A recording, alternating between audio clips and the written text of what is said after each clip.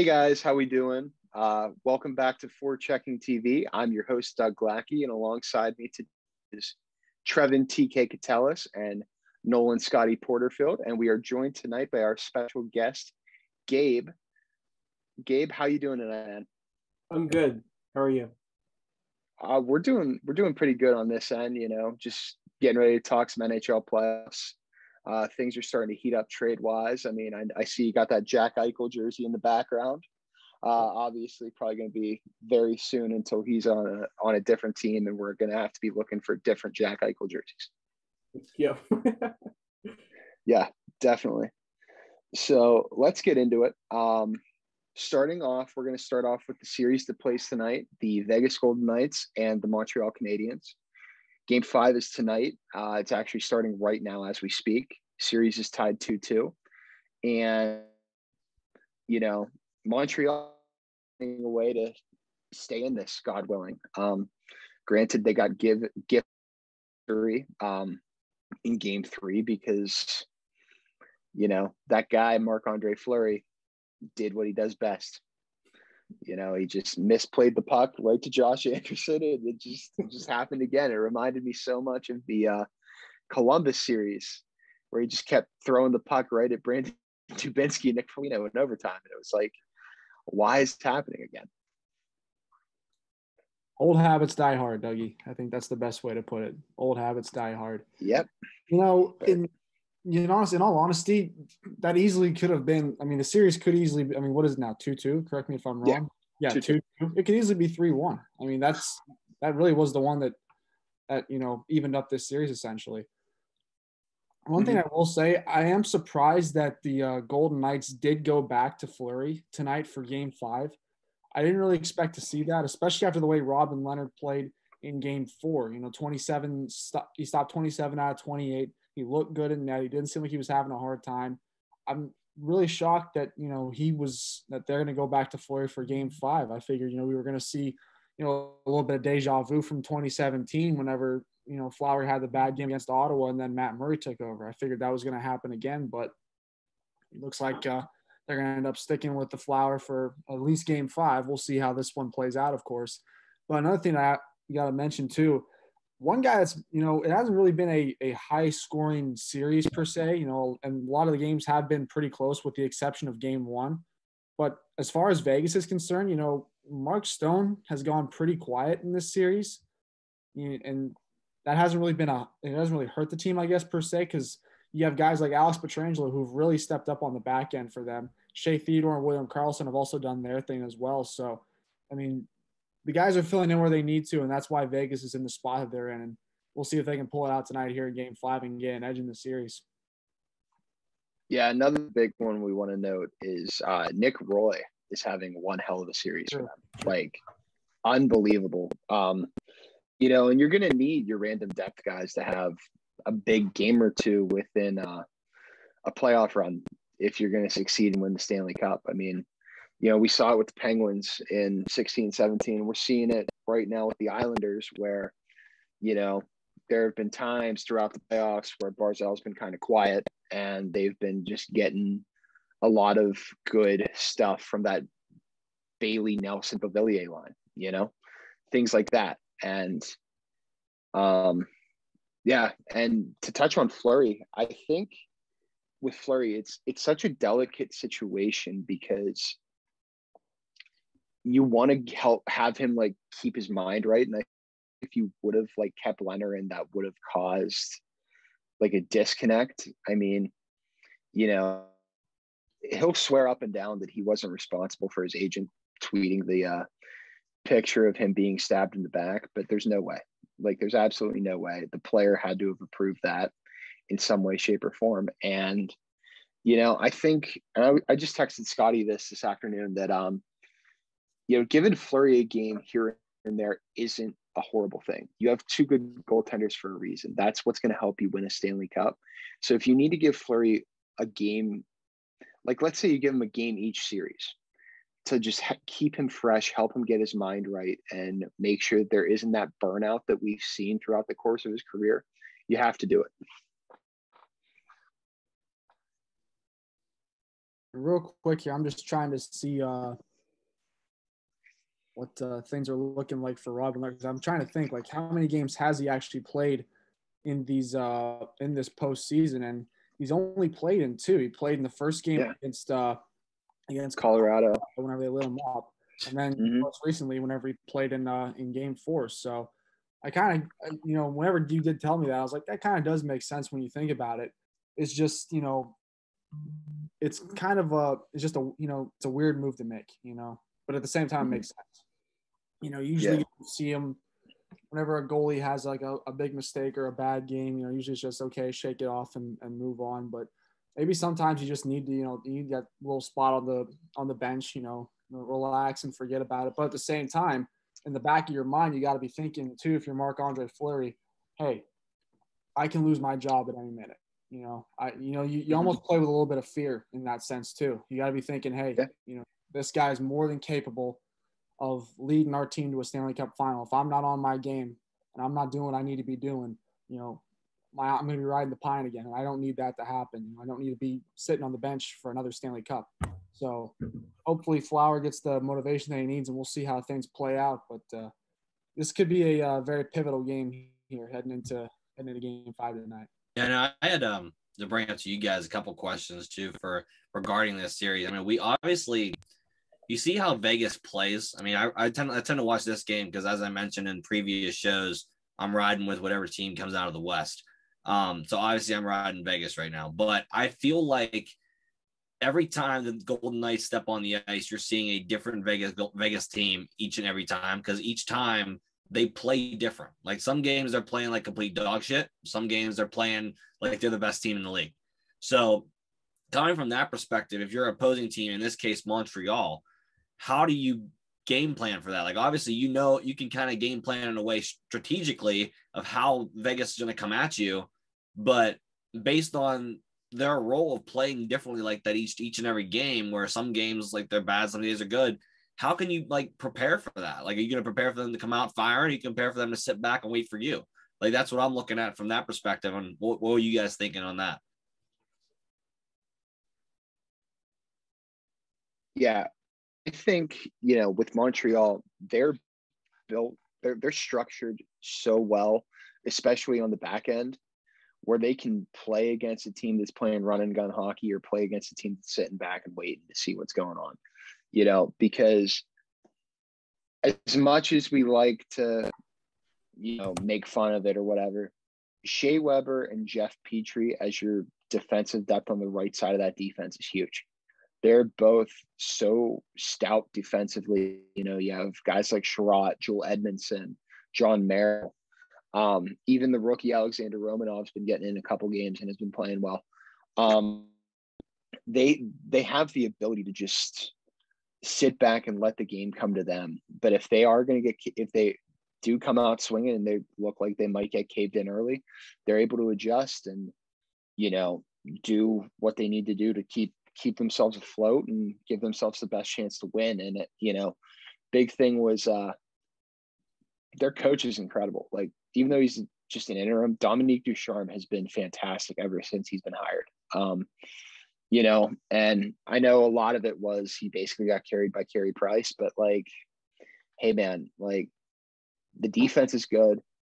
The young guys came up, Kotkaniemi and Suzuki playing those higher roles in those bigger minutes allows Philip Deneau to just be a defensive specialist and basically see what's going on. Because the thing with Deneau is you can put him against any line on any team and he's more than likely going to shut them down.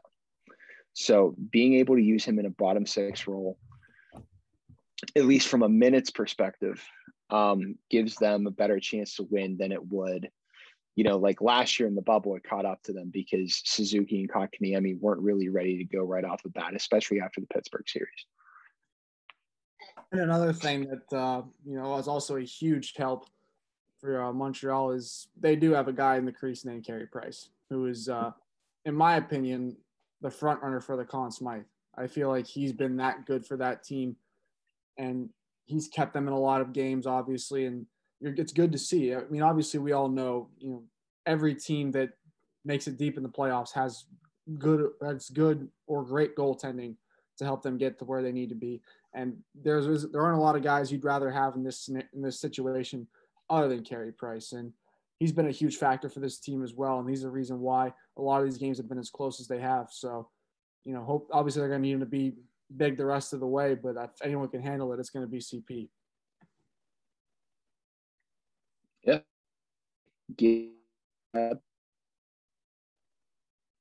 What'd you say? Do you have anything to add? I mean, Carey Price, I feel like it's one of those rare circumstances where even if, like, say they win the series and make the finals, I still think he could pull a J.S. Jaguar and win the Conn Smythe. Yes. I think it's definitely a possibility. He's been that unreal for that team in this postseason. Yeah. And I mean, let's face it, he's probably the only reason they're still here. Yep. Because whenever they got into the situation where their backs have been against the wall and they've been down in a series or tied, like he's really just turned it on and has just put the entire team on his back. Which is incredible for him. I mean, for years we thought that like he was washed and that like Montreal hasn't been good, but right now I think at least with the way everything's set up in the North Division, like I think we all saw this coming, even though they had injuries and they had the coaching change. They were probably the best equipped team in that North Division to come out of it and, make a big playoff run. Because, I mean, whenever you have Carey Price in that, man, it's always going to be there. There's always a chance that he can take you farther than what you should be going. So, but we're going to move on here. The Lightning and Islanders series. Game 6 is tomorrow night, and last night was bad. Last night was really bad. I was not expecting it, but literally the moment I saw Stammer score like a minute and a half in, I was like, "Oh man, we're in for it." I think bad was a little bit of an understatement, maybe. Yeah. This was just. There's really nothing positive to say for the Islanders. I mean, this was such a huge game for you. Everyone knows Game 5 is probably the next most pivotal game other than Game 7. And to lose that badly, the way they did, the fashion that they did, Semyon Varlamov's confidence has to be shot now. You got to figure. Correct me if I'm wrong, he got pulled in the first period, right? Yeah, they pulled him after they went up 3-0, I think. Yeah, so that's gone.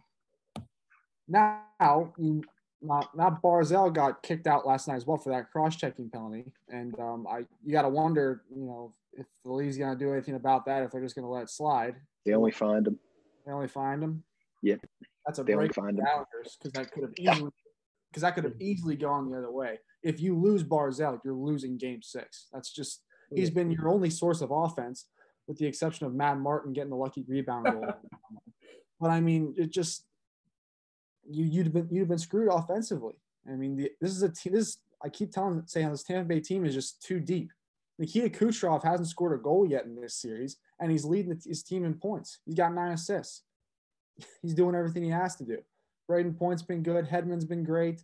I mean, they're doing exactly what they need to do. And on top of that, they got a brick wall in Andrei Vasilevsky. So maybe I underestimated Tampa Bay a little bit heading into this series against the Islanders because, I mean, after seeing Game 5, I have a hard time seeing them drop Game 6 on Long Island. I get that it's, Long Island. It's probably been one of, if not the wildest hockey environment in these playoffs that we've seen this year. I don't know, man. A lot has to go right in order for the Islanders to pull that off. And I feel like last time when I was watching it, like the system that Barry Trotz runs just completely collapsed in that game. Like they were getting caught on odd man breaks and everything, which is something that you never see from the Islanders. Normally they're very defensively responsible and play the right way in order to like win hockey games, and it just kind of fell apart. I don't know, man. Going into Game 6, you have to wonder though. I think I like their chances just simply because it's the Coliseum. You don't want to be the reason they close the Coliseum. I think that they'll come out swinging and that they'll force a game 7, but at that point, it's going to be a 50-50 ball. You know, what are you thinking, Gabe? I mean, I didn't get a chance to watch yesterday's game. I mean, thankfully, I was at a party, but yeah, I don't know. 8-0 loss is something like it's going to be extremely tough for them to rebound. Varlamov's confidence has to be shot. Sorokin, I think he did a little bit better, but still, he let up, 5? It's going to be tough. It's extremely tough. I could see the Lightning winning tomorrow, but I mean, obviously, I'd like to see a game 7, but I'm not too optimistic. I mean, you look at the way the Islanders played too. Some of the games that they won, so far in the series. Not to say they played bad at all, other than last night. They've been close games. They're not blowing any team out of the water, just like Tampa did to them last night. So with that regard, if Tampa can continue to play like they did last night, they could run the whole way through the entire and repeat the Stanley Cup. But they don't always play like they played last night, and that's the issue. Vasilevsky's always pretty good in his game, but it's the rest of the team that doesn't always play to the caliber they did last night. So that's why there's always going to be some losses for them coming in between. So that's why there's a chance for them to lose game 6 tomorrow night and force the game 7 because they play differently all the time, just like I mentioned with Vegas. If they played the same way, there'd be no doubt that the Islanders are done tomorrow, but we know that could change at any time. Yeah, I agree. The big thing with Tampa, obviously, like you said, is just putting it all together. But if they do make it out of this, they win tomorrow or win in game 7. The Lightning, that is, they'll steamroll whoever they end up playing in the Stanley Cup.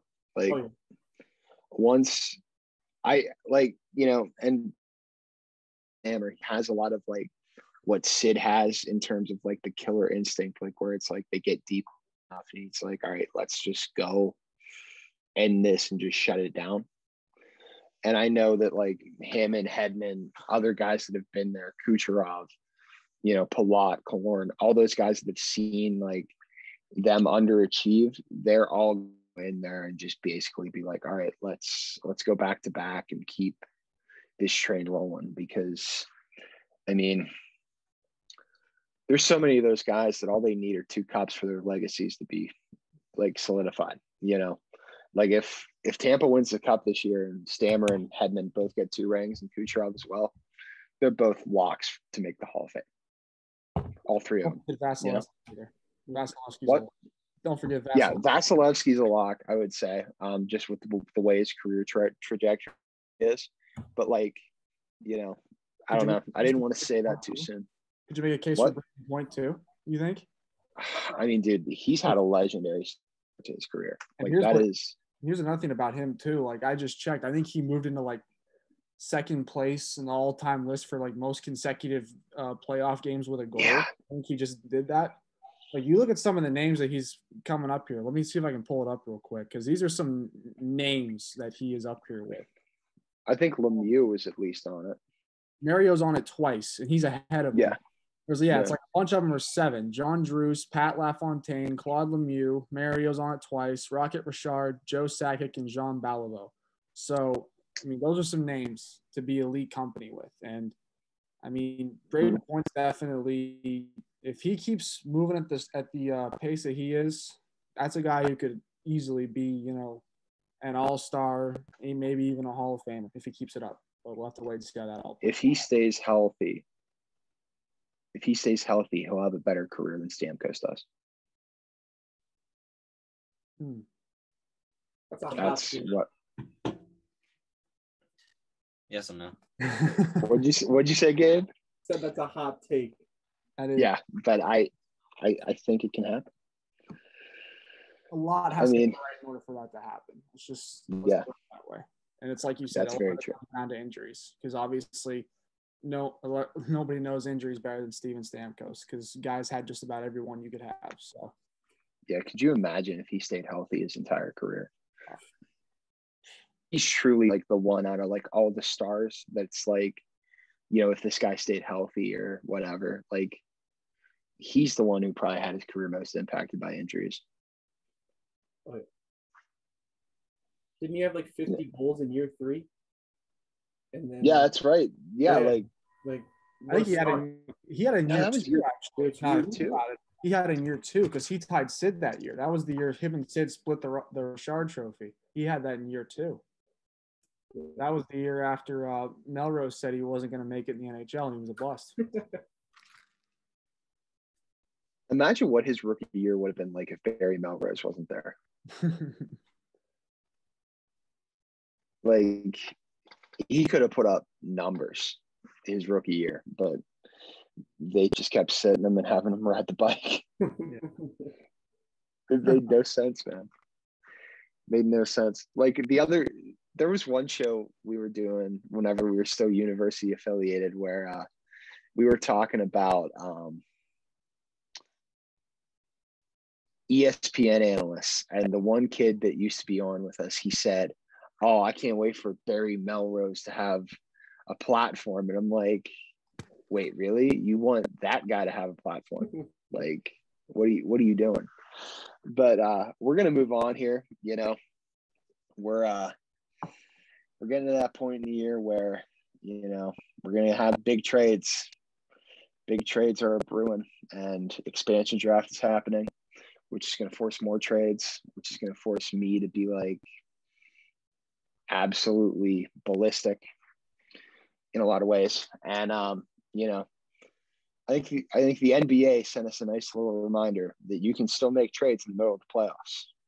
The other day, whenever Kemba Walker got traded to OKC. So I think the NHL is going to have that again.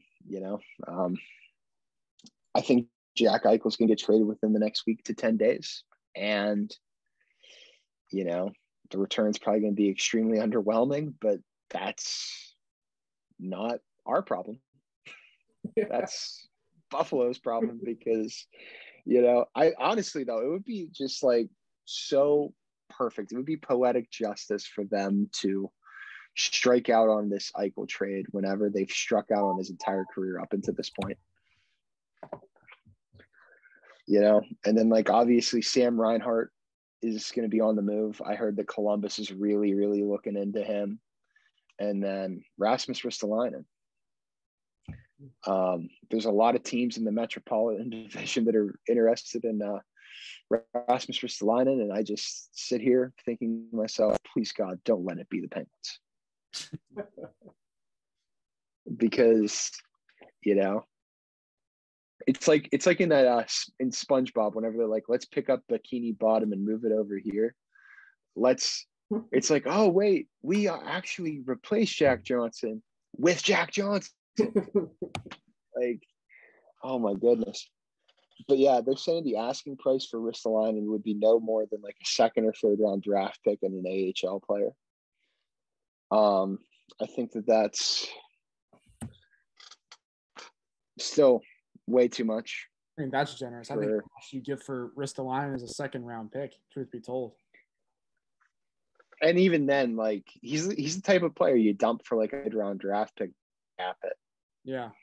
Because he's not really that good, I mean, now this is a stretch for me, but I'd rather a team trade for Seth Jones than Rasmus Ristolainen. Well, that'll end up happening. And yeah, and we all know that like Seth Jones is like actually not good,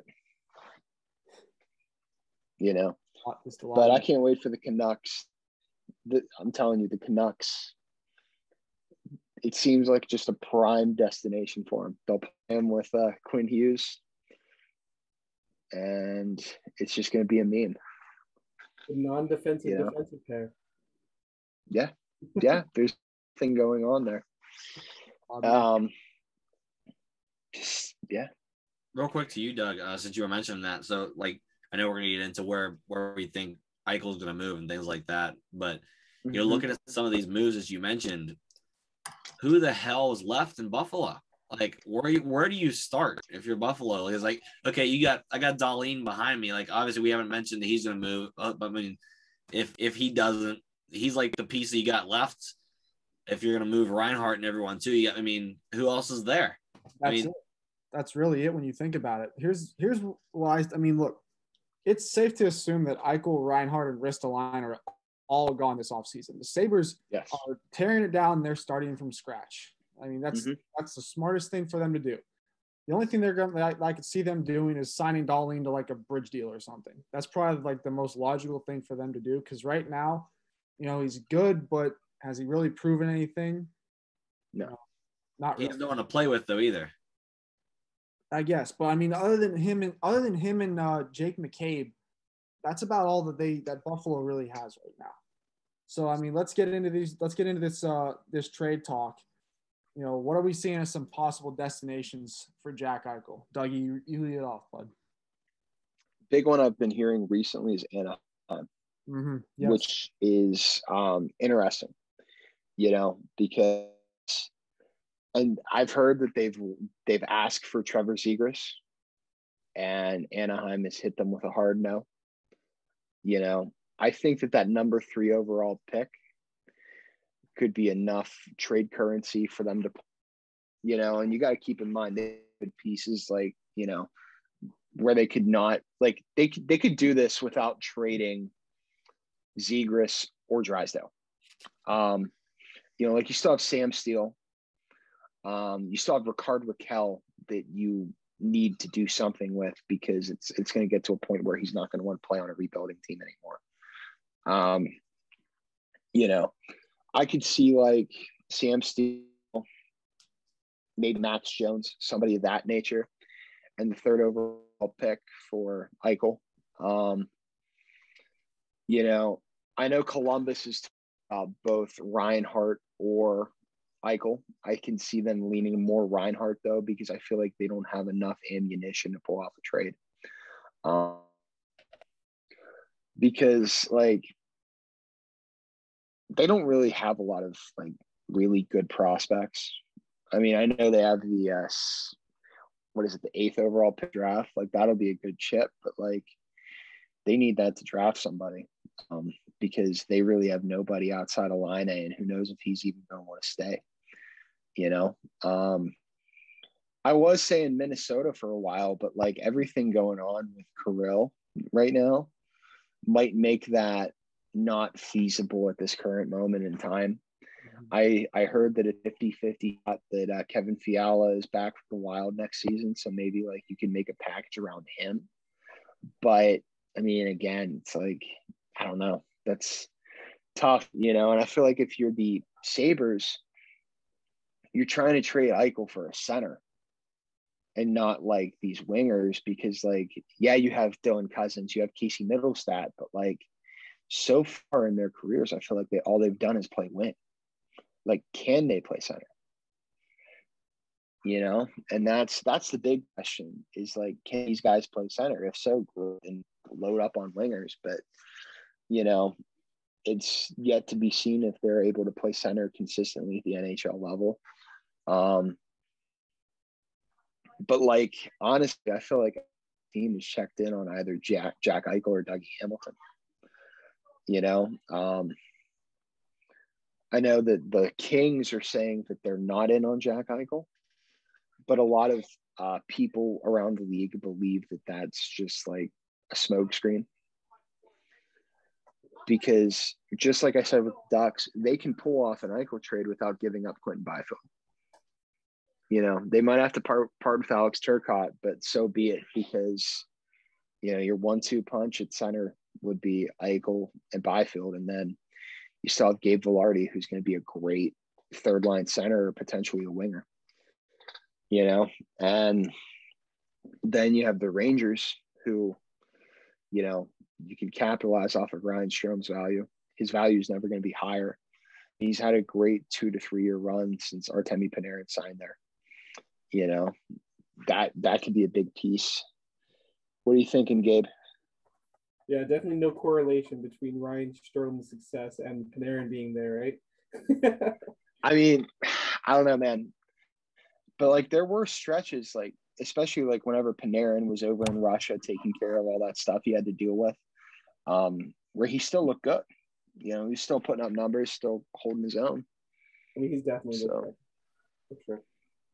yeah, I mean, I'd love to see Panarin on the Rangers though, even though I'm an Islanders fan. I think even him in the big market. I mean, I'd watch more Rangers games because of that. Most of my family's a Rangers fan, so I love Eichel. He's one of my favorite players, and if it would mean that I'd get to watch him more often, then I wouldn't mind that. man, could you just imagine the core being Eichel, Lafreniere, Panarin, Kakko, Zibanejad? That's legendary. Like, you just got to figure the defense out, and then, you're a cup contender for years. As far as Eichel right now, I just like you touched on it, Dougie.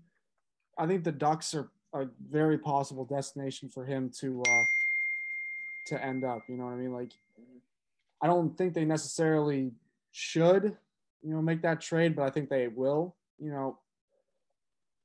There's no way that trade is getting completed without Trevor Zegras. I don't see that happening. If you're going to get Jack Eichel, I think Zegras has to be a part of it. Maybe you throw in another guy like a Braden Tracy just to sweeten it. And obviously you got the third overall pick, coming too. And maybe you throw in a couple more. But I think that if Anaheim's really committed to this Eichel deal, Buffalo's got to milk as much as they can out of him. And I think that's what their focus should be in the upcoming weeks is just, okay, what can we really get out of the Ducks in order to make this deal happen? Because if you can bring in, two solid guys in Zegras and Tracy and a couple picks to go along with it, I think you're set. I think you're made for it. As far as Reinhart, another team that's probably looking for a top 6 center is the Ottawa Senators. That's a very possible place for Sam Reinhart. Then, that's another one where I feel like if you want to get a first round pick out of Ottawa, you could probably do it, and it wouldn't be a bad first round pick either. I think he's worth it. You get a top 10 pick, and just in case, the goaltending situation, obviously there are a lot of question marks there.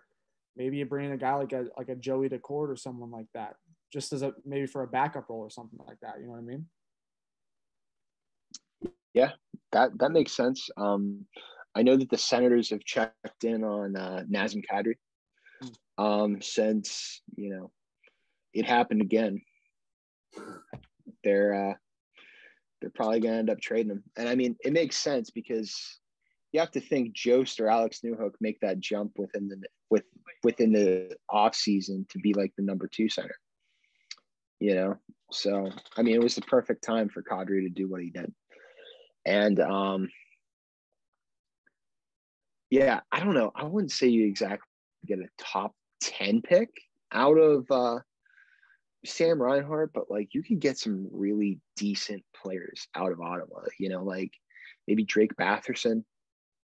I know they have Alex Formenton on the back or at forward, maybe a guy who hasn't worked out yet that you could take a flyer on as a throw in is Logan Brown.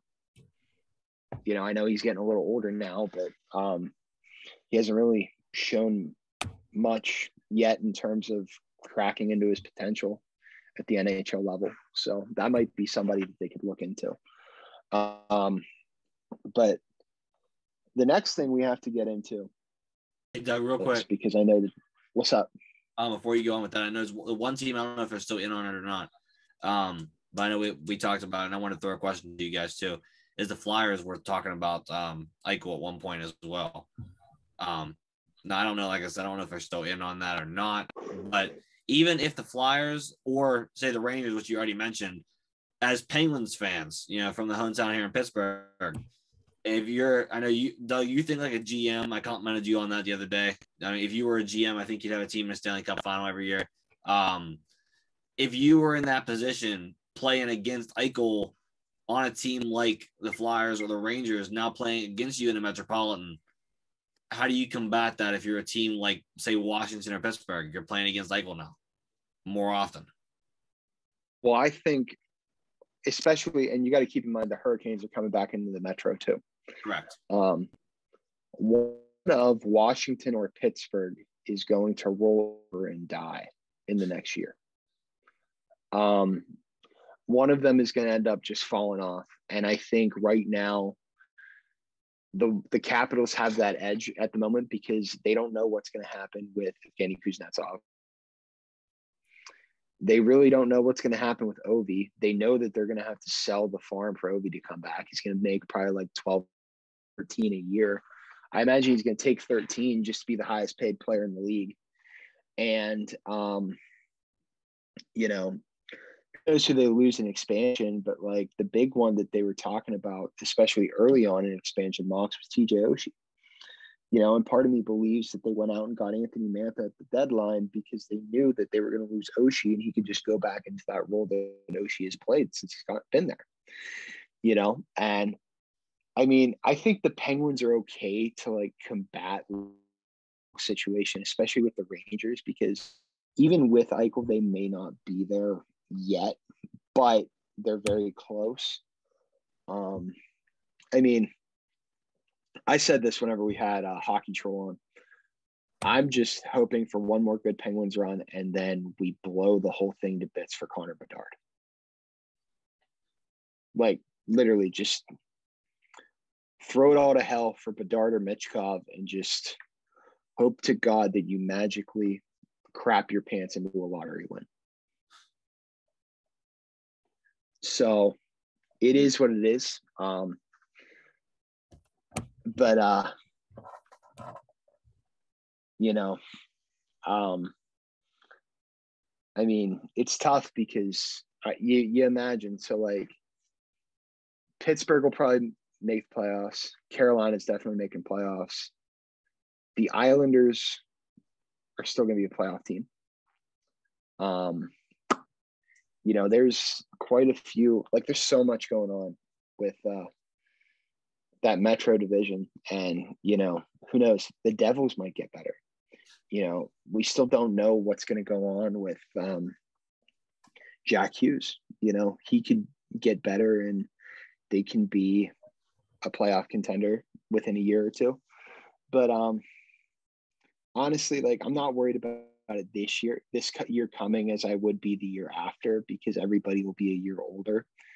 And I know a lot of people in Pittsburgh are talking about how like this is like the last go. You know, they're treating this like it's the last dance. And I don't really believe it, but you know, there's at least talk of it. So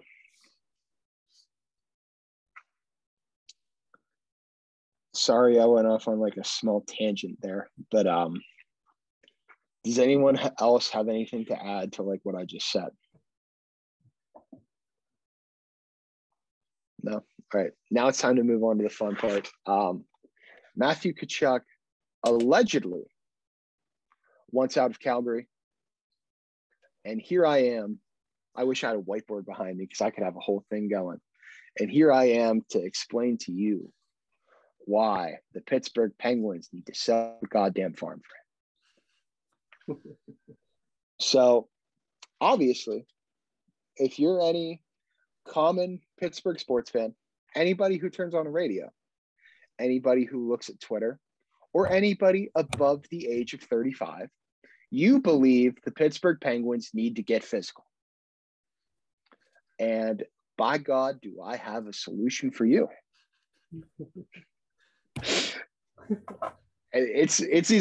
Dude, I'm like thinking to myself, like, I want to get like into this and be like, it's as easy as 3 payments of $495. Like that. It's like, all right, it's as easy as giving up Brian Rust, Sam Poulin, a choice of whichever goalie prospect they want, and probably a second round pick.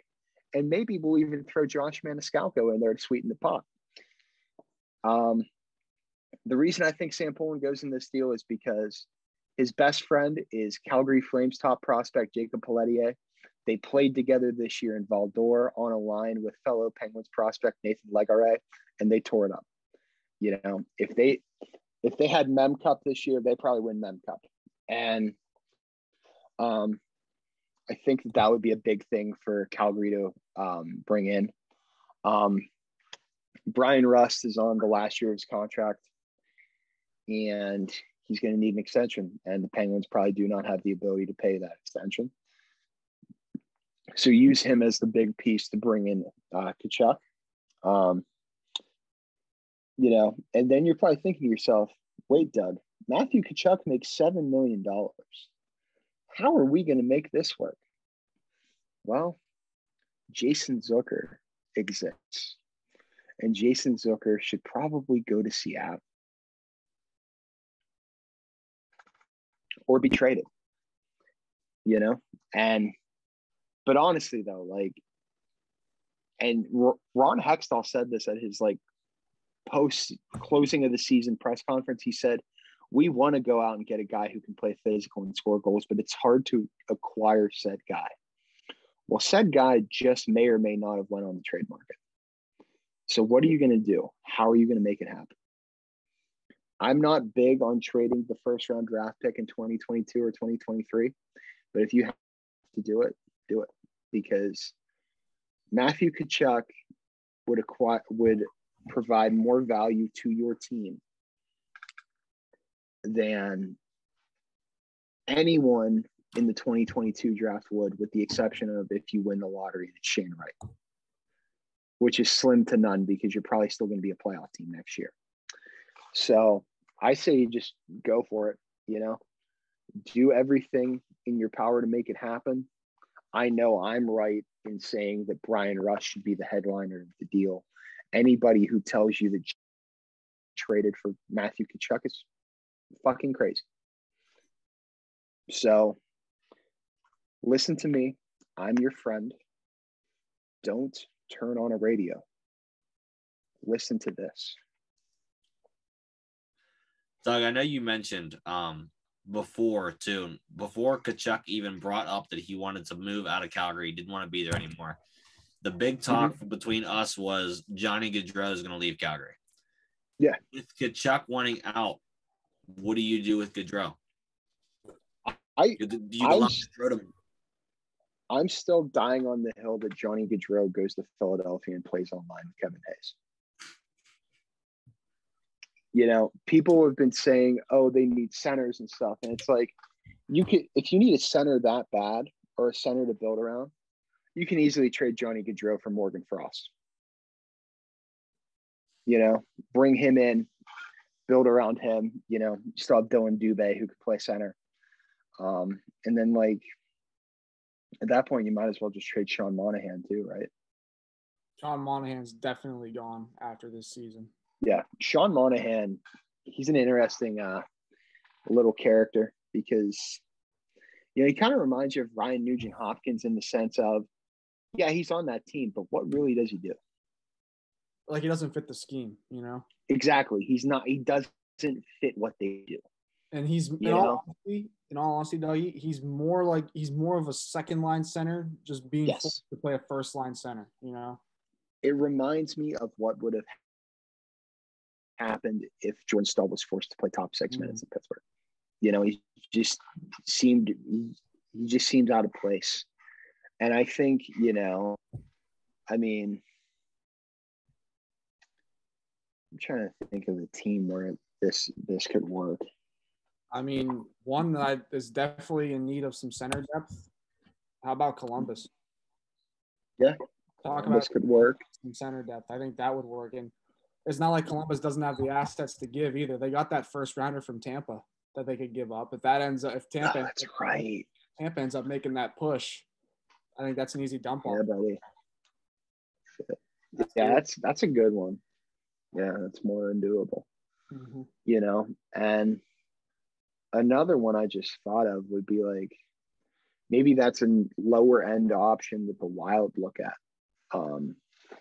to be a center option if they don't go in on Eichel, because obviously they'd have to move out money, but I'd imagine the Pittsburgh first as a base would be a good start for Sean Monahan. Philly, maybe. I could see Anaheim looking at him too if they lose out on Eichel, because they wouldn't have to give up a ton for him. Another good one that makes sense, Ottawa. I think Ottawa might be the golden ticket.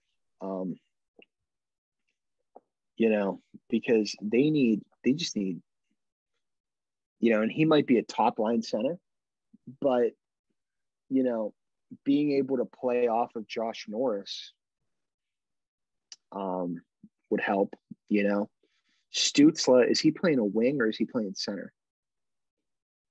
I think he's been playing wing. Yeah, I think he's on wing. Yeah, I think he's playing wing, So, like, he'd already have a great player alongside him, whether it be Tkachuk or Stützle. And I think that could work, Like, he has, 2 years left on his deal. By the time he'll be up for an extension, Ottawa would be ready to contend and then make the decision of whether or not they want to extend him and keep him, build around him or not.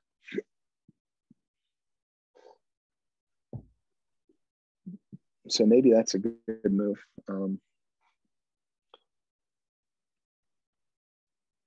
Yeah. So what do we think is going to happen with Kirill Kaprizov? Because apparently that Russia report, from what it sounds like, just from what Michael Russo has been saying, is blown out of proportion. I mean, here's the thing with Kirill Kaprizov, and Minnesota has to prioritize him. Your team has never been more relevant than they were this year whenever you had him. The last time you were this relevant was whenever you signed Zach Parise and Ryan Suter on the same day. That was the last time. And since then, your franchise, they've not, they claim to have the most passionate fans and everything like that, but outside of Minnesota, who watches them? No one's really, checking for the Wild like that. So my point is that this guy has been such a great addition to your team. I think you're idiotic if you let him just walk out of here after 1 year. I mean, you're losing so much there. Not to mention, like you said, Kevin Fiala is kind of 50-50 right now. So that's a young player that you're losing too. And just, he's not, who are you going to market on the team after that? Are fans going to come? Are people going to watch the Minnesota Wild for Joel Eriksson-Ek? I don't think so. No offense, he's a good player, but he's not, a face of the franchise that you market. You know what I mean? You can do that with Kirill Kaprizov. Yeah. So I feel like if that needs to be top priority right now in Minnesota's, how much do you want Kirill? Because right now, I think maybe it's a bit of a stretch to say this, but we live and die by you. In all honesty. Yeah. And I think the same can be said for Kevin Fiala.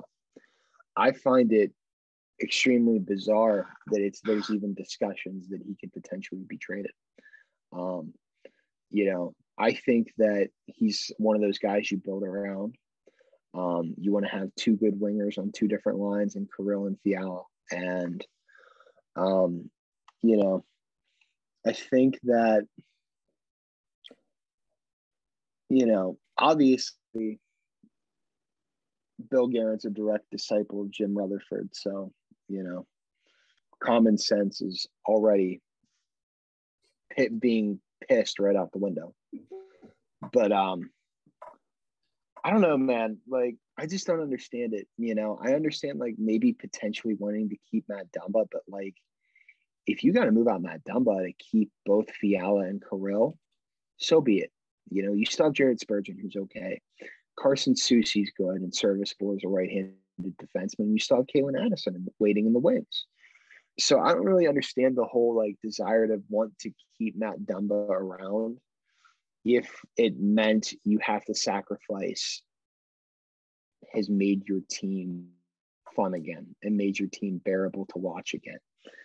And unfortunately, a lot of this whole debacle just boils back to the fact that Parise and Tkachuk are both so bad.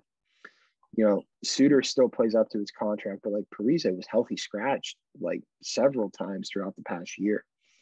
And I mean, part of me wonders do you buy him out? I know that buyout's probably outrageous, but do you buy him out to save $3 or $4 million against the cap? That is a hell of a tag you're paying right there. I know. Yeah. I don't know, man. How many Gabe, more what do you years think? left of that? Seth? How many more years are left on both of their contracts? I think it's like 5. Yeah, I think it's 5. Yeah. And to think Lou wanted to trade for that last summer. Yeah. I guess Lad on LTIR is doing well compared to what Parise would have been. Yeah. I'm gonna look up and see what that contract actually is, because I'm curious now. I took the shortcut and went to popular buyout section on Cap Friendly. Yeah, it's for the next 4 years. He's making $7.5 million. Yeah. I don't know how you handle that, how you take care of that, but it's not helping their cause at all, knowing that he's still on the books. And obviously there were mistakes made over the past several years with the Wild, but Kaprizov and Fiala should not be the ones who end up paying for that. So, but yeah, guys, we're going to end up wrapping this up here. Is there anything else that anybody wants to say real quick? Well, there's one thing I wanted to touch on real quick before we end this. Okay. Obviously, we've talked in past episodes, most recently, of course, about the goaltending situation in Pittsburgh.